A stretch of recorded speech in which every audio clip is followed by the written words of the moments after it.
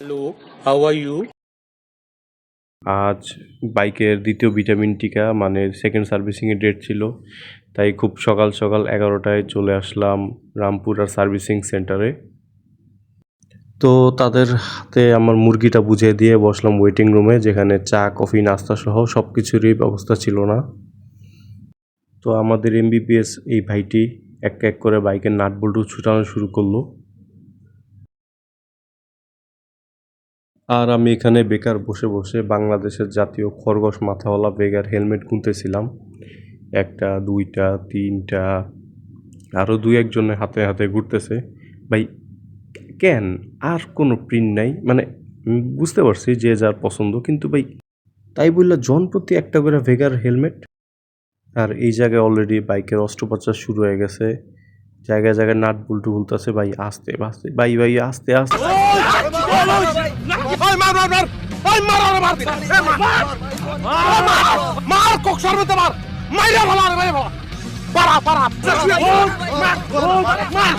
নিচে ভালা পারা, আরে পারা, ওরে পারায় ধর, পারায় ধর, কি করছে জানি না, জানি না, ওই মার,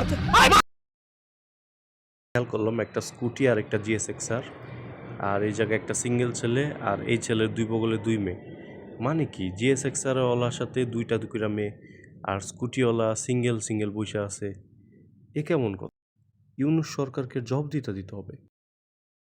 তো বাইকের খুঁটিনাটি কাটাকাটি ফাটাফাটি শেষ, এবার প্যাকেট করার পালা।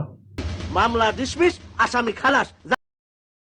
সো বাইকের সেকেন্ড সার্ভিসিং শেষ, এবং মাশাল্লাহ যেরকম বাইক নিয়ে আসছিলাম ওইভাবেই নিয়ে যেতেছি, মানে বাইকের গোসল দেওয়া হয় নাই।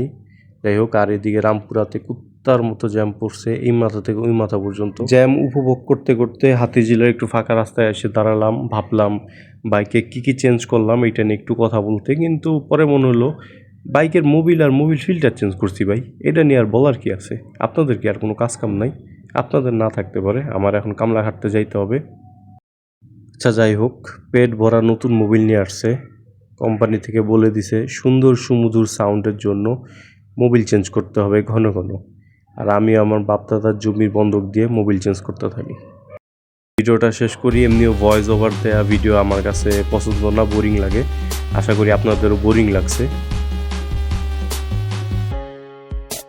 তো নতুন কোনো ইন্টারেস্টিং এবং এন্টারটেইনিং টপিক নিয়ে আবার হাজির হব।